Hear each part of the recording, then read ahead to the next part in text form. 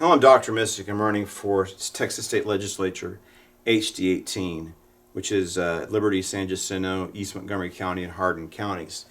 And I recently attended the GOP meeting in Liberty, and they had a special speaker, Russo, of Texans with Strong Borders.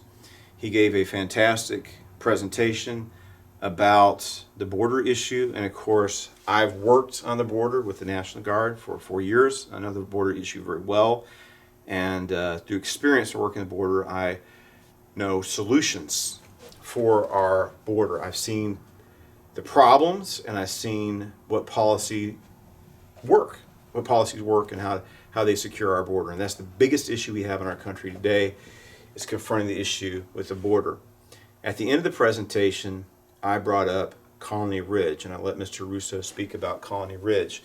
Now, apparently one of Bales' people, Ernest Bales, is the state legislature who worked to create Colony Ridge.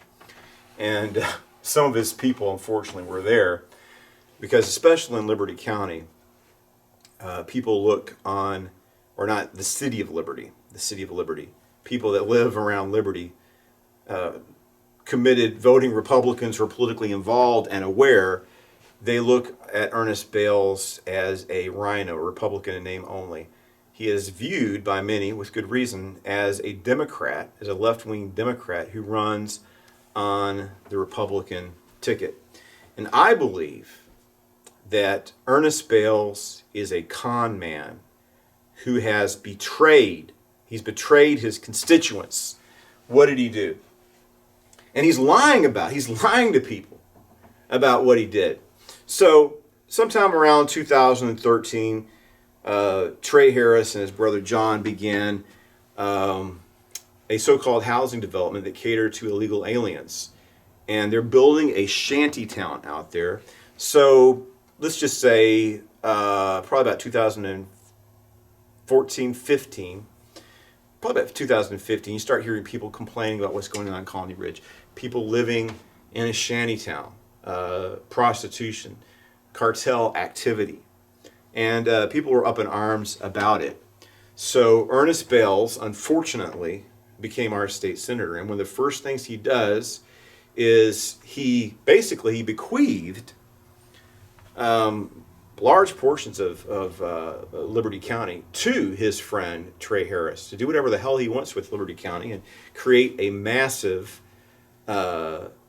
shanty town, exploiting illegal aliens, vulnerable people, undocumented people as a quick way to make a buck. And on top of that, doing serious environmental damage, causing pollution and flooding in this area. So what happened is, we've been complaining about this for years, but I want to say, when I first met Ernest Bales, like I said, people were very upset with what's going on in Colony Ridge, Terrenos, Houston. And so Ernest Bales comes to this Ministerial Alliance meeting. He comes to our meeting, the Ministerial Alliance, where they meet once a month. All the pastors come together. And he says, I know you've heard things about what's going on in Plum Grove, which is what we're calling Colony Ridge at that time. There's Plum Grove, the town, and this was outside of Plum Grove, where these illegal aliens, were being settled in their shanty town. It's not going to go away. It's not going away. I'm in Austin. I'm going to make it legal. I don't want you to worry about what's going on there anymore. I'm making it legal. We're going to manage. We're going to manage it. So Ken Paxton, did an investigation. And what had happened is Ernest Bales surreptitiously, secretly, introduced legislation to create a municipality management district, the fiefdom of Trey Harris. He created this in legislation, and he introduced it into local and uncontested legislation. So it wasn't even debated. It wasn't brought to the floor and discussed or debated. It was hidden away because Ernest Bales knows damn well that the people of Liberty County don't want that. Maybe the politicians that got bought off by Trey Harris want it, but the rank and file people, his constituents, don't want it. And the reason why he secretly introduced it, because he knows that is against the interest of the people. He's seeking to do us harm because he's going to get a profit by it. That's what he's doing. And so what he says, apparently what he's saying is, oh, no. I created HB 4341 to manage it. I just wanted to manage it. Well, you've done a pretty bad job at it. It seems to be out of control to me. I mean, is it gross incompetence?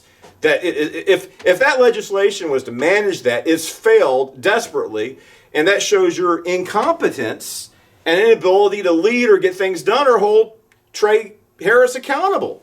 I mean, how does that legislation manage anything but to allow Trey Harris to be the king of Liberty County?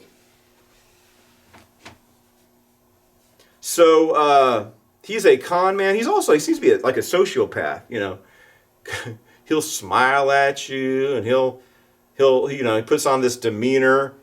He's a con man. What is a con man? A confidence person. What does a con man do? Like a con man like Ernest Bales. Well, you get your victim. You get your victim to trust you, right? I'm here to help you. All the while, you're going to screw this guy over and send him down the river, right? You're going to take everything away from him. You're going to ruin this person. You're robbing them. And Ernest Bales is robbing us. He's robbing us of safety because we got criminal activity going on around here, of the quality of life and of opportunity. He's endangering all of our lives. So this is an ultimate con man. He and Robert Nichols, the state senator. Now Nichols has a bigger area, so but Ernest Bales has got. He does have Hardin County too, but he's supposed to be representing the people in his interest, the people of Liberty, San Jacinto, and East Montgomery County. But he doesn't care about the people. He puts on this big pretense, but like I said, he is a con man. He is seeking your harm. So he tries to be charming because he's trying to pull one over on you, right? So what are we going to do about this? We are in we're in terrible danger. We're in peril coming from Ernest Bales. What are we going to do? We've got to vote this man out of office, number one. Number two, we have got to get somebody that's not bought off or corrupt in some way that really wants to bring this under control. And one thing that bothers me, I listen to the school superintendent of Cleveland ISD, and he's all in for Trey Harris. And then the chief of the police the police department of Cleveland ISD, she's all in with Trey Harris too. And, she seems to be genuinely concerned about the children. And right now we have overdoses going in this school every day, and all the officers have to have medication on them to prevent these children. They have 2 packets of the medication to keep these kids. So far, God help us, I hope no child dies, but you get an overdose a day. What do you expect when you got the Mexican drug cartels in the Colony Ridge area? So, the voters need to decide. I want to make this election an ultimatum on Colony Ridge. And I think there's hope. There's hope because the school, well, first off, the school superintendent's trying we need to have another, we're going to get this town a economically challenged area. We have another $150 million school bond. Ernest Bales and Trey Harris create a problem. You have to pay for it. They can't pass these school bonds because it's not fair to our citizens. But sadly, well, the good thing is Ernest Bales is now vulnerable, and he's going to be voted out of office. But he has people who support him, or used to. He's probably lost a lot of support. But he has his little acolytes and just cult followers that think that Ernest Bales is wonderful. But a lot of people woke up, they're angry, And for some reason, I think this is because Ernest Bales covered this up, right? They didn't know that Ernest Bales was instrumental in creating Colony Ridge and growing to what it is today. And I have to say, I have heard Ernest Bales on numerous occasions say, I heard this in person, that he intends to grow Colony Ridge. And we're talking about his intent to grow it to 250,000 people. He goes to these teachers' unions. I was there. We have the biggest growing. We're going to build schools. All you teachers and principals and school board members and superintendents, I'm going to build schools for you. Schools. We're building schools. I've got this growth I've created in Colony Ridge, and we're building schools. So when we were having this, after we had this illegal alien going around killing men, women, and children, he gave his presentation. I have to go now because I'm going to go to impeach Ken Paxton. But I want you to know there's the challenge of demographic change. That's what he calls it, demographic change. That he's bringing it about. And we're hurting. Our state's hurting. Our nation's hurting. We didn't vote for this. We didn't ask for it. He passed it to our detriment. But we need to hold these people accountable, and we need to hold Ernest Bales accountable.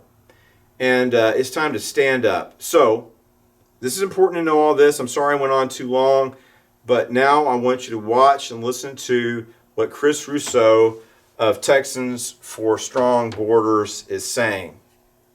So in conclusion, if you are concerned about this issue, please vote for me. And I want to tell you what, if I win on March 5th decisively, I will be state representative elect. And I'm going to get started fighting for you in March. March 6th, we're getting to work to shut down Colony Ridge and send Ernest Bales and Trey Harris and John Harris packing. It's time to fight back. We don't have a lot of time. We have 3 months. And I know a lot of people right now, as I do this video, they're distracted by the holidays. But come January 2nd, it's time to hit the ground running, and we have to work really hard to save Texas. Ernest Bales has gone to events where he's campaigning to flip Texas blue, and we need to stop him. We need to stop this movement dead in its tracks and save Texas from the wicked and sinister designs of this left-wing maniac, Ernest Bales. And if you've been fooled by him, it all happens to people sometimes. We've been mistaken or misled. Stand up for yourself. Have pride. Push back. Hold this liar, this cheat, this fraudster accountable. Because what if Ernest Bales is successful? What if he does bring about flipping Texas blue? Can you imagine? Could you imagine if Texas becomes a Democrat stronghold like Ernest Bales wants it to be?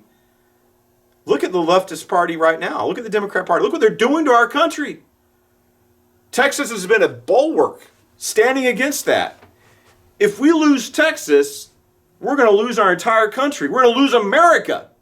Ernest Bales is trying to kill America, kill our Constitution, kill the American dream, and we need to tell him, heck no. And in his political career, he's wealthy. He doesn't need to be doing this. He's just consumed by greed. And we need to stand up for what's right for the people of Texas. And not only that, look, I worked in the border. I believe in border security. I believe in enforcing the law. But those illegal aliens at Colony Ridge are being exploited by Trey Harris. And we shouldn't allow people to live like that or be treated like that as a Christian people. Can we turn our head and see the suffering that Ernest Bales and Trey Harris are bringing about, and the environmental damage, pumping sewage into the topsoil, creating a huge flood zone, and there's no accountability? Now it's time to hold these people accountable. And beyond that, I'm telling you, when I become state representative, if they have broken the law and they have committed criminal acts, we're going to hold these people legally accountable for what they did. No one is above the law. Certainly not Trey Harris or even Ernest Bales for that matter. So let's stand up for justice. Let's stand up for opportunity. Let's stand up for what's right. Vote for Dr. Missick, and let's stop Colony Ridge and bring about real and needed change and create safety, security, prosperity, and opportunity for all the citizens of House District 18. So now, without further ado, let's listen to what Chris Russo has to say about Colony Ridge.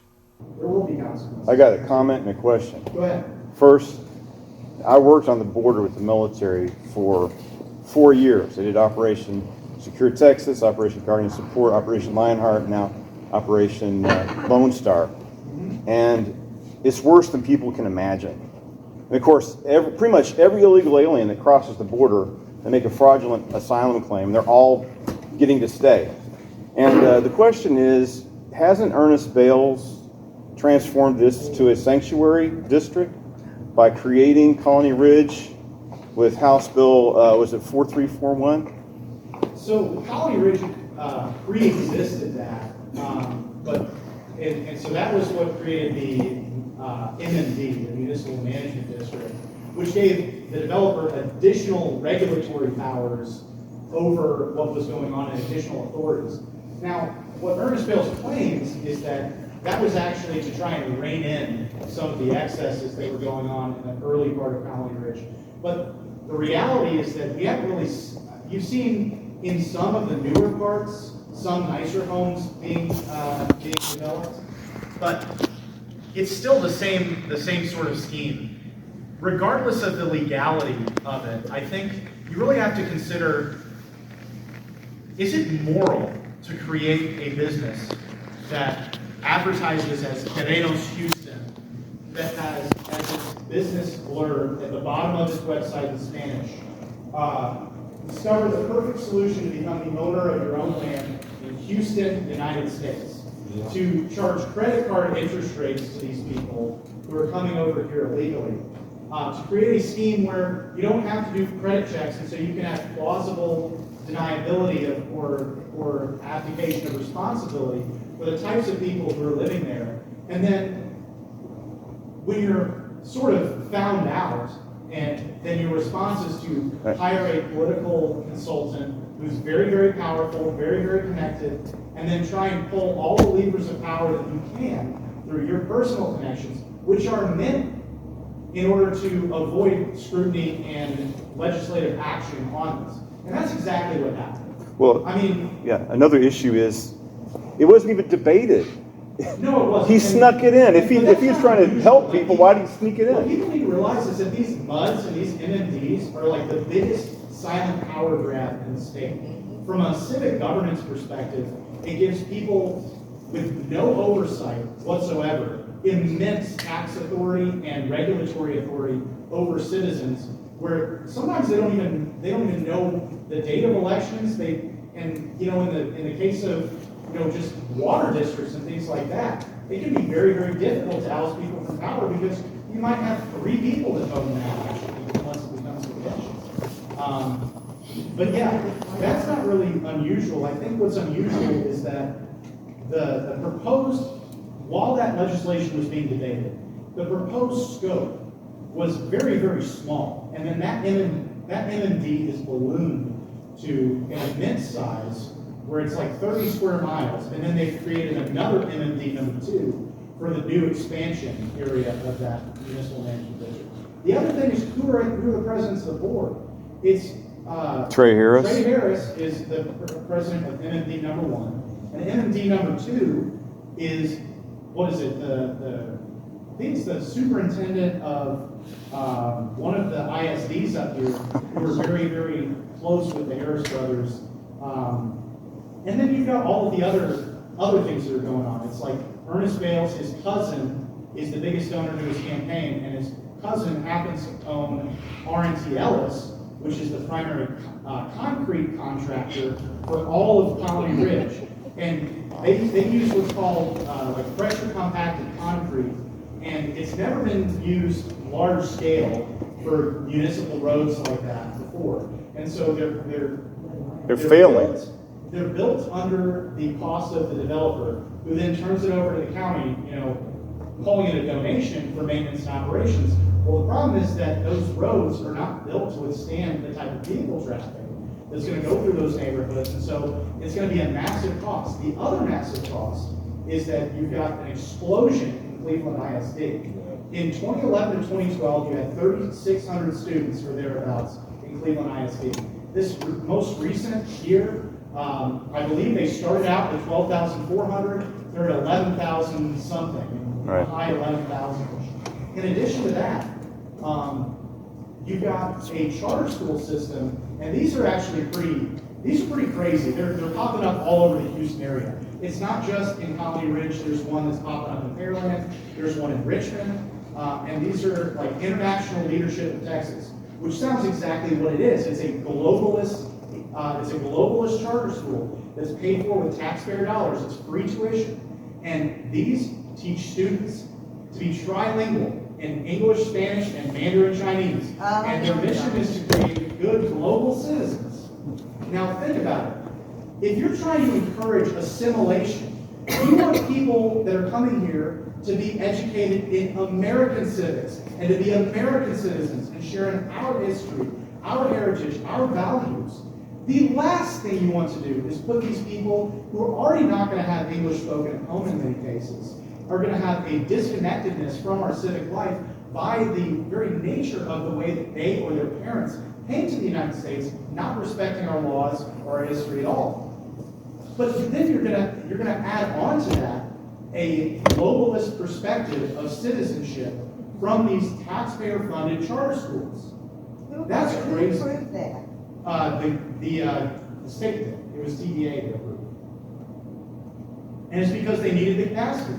Those schools in Cleveland ISD are overrun. They can't hire enough teachers that are bilingual. In fact, they had to bring in teachers on sponsored H-1B visas. So you have illegal immigration into that area that's driving more legal immigration because you can't find enough domestic teachers that are fluent in Spanish. Now, we've got a big problem here. We've got 1.1 million students in Texas public schools with low English proficiency.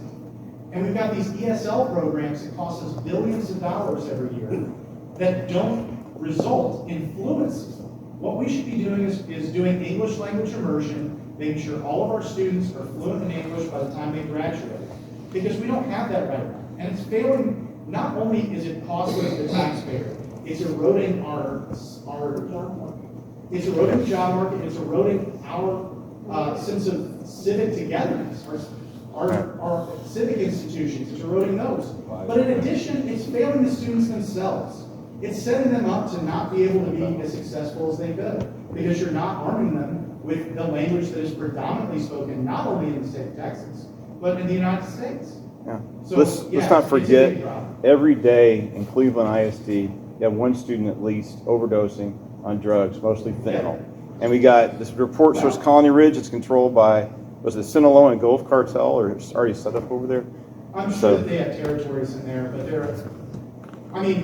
Sheriff Rader will tell you that a lot of the problem is that you don't really know how much is going on in there because we have an under-policing issue. We don't have enough sheriff's deputies and we don't have local police come in. And so what we have is a maximum of 3 officers per shift covering a square, between 30 and 60 square miles. Am I quoting you correctly on that? Okay. And that is vastly under-policed when you look at any of the law enforcement think tanks' guidances to the number of people versus the number of police officers that you ought to have.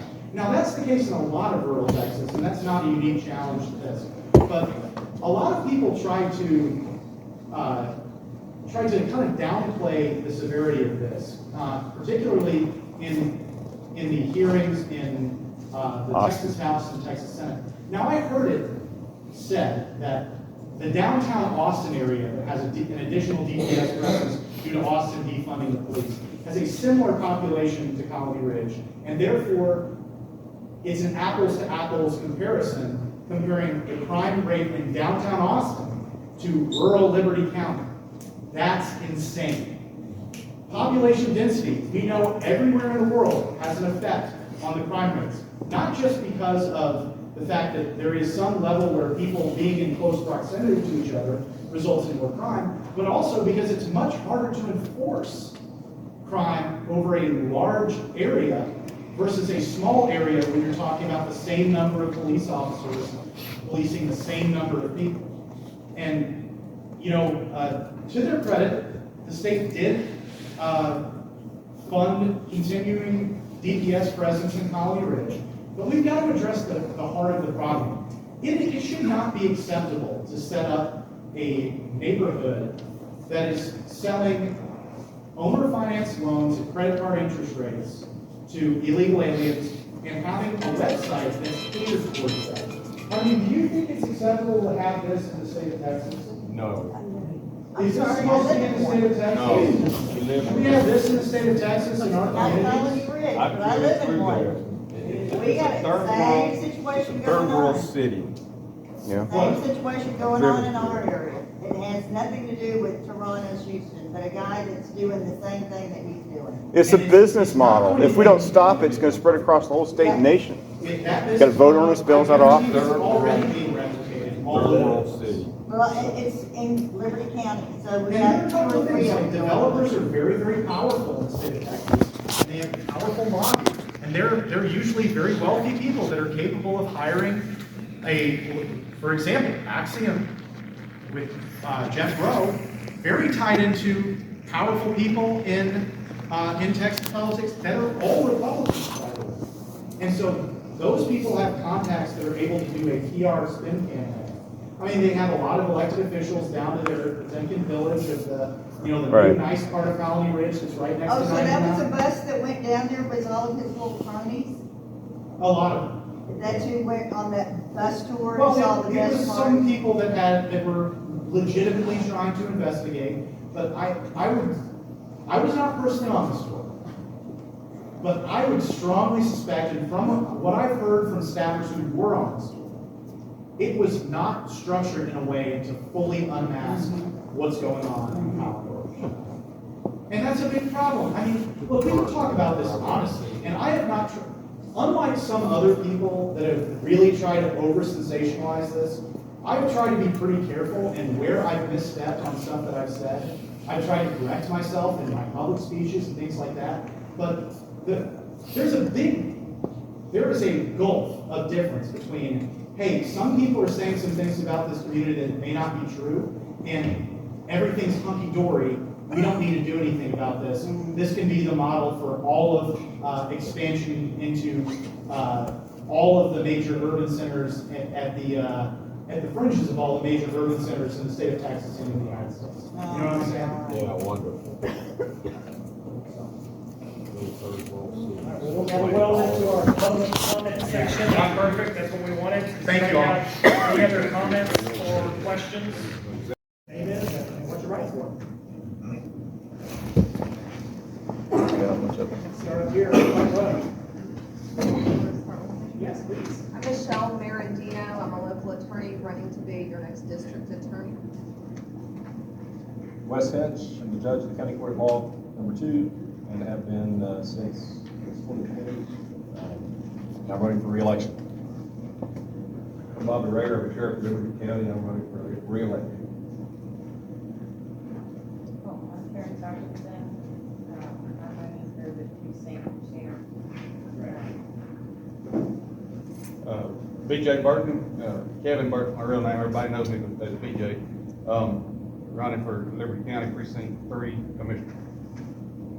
I'm Kenna Seiler, and I am a lawyer. I practice in Montgomery County, but I am running for the 9th Court of Appeals, which is Montgomery County, all the counties to the Louisiana state line. Not Chambers County, not Harris County, but certainly Liberty County. I'm Stephen Missick. I'm running for Texas State Legislature for HD 18. All right, thank you guys so much for running. Coming tonight. Appreciate it.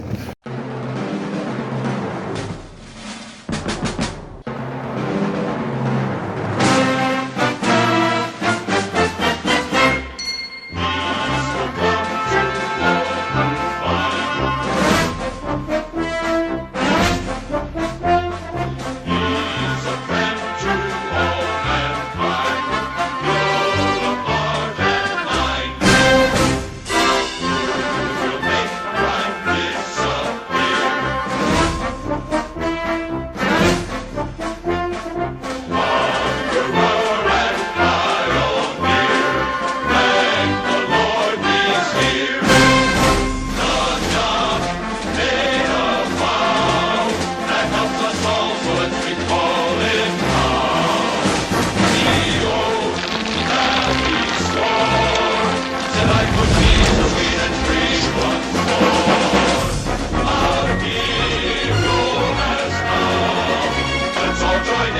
do you think? Give him a big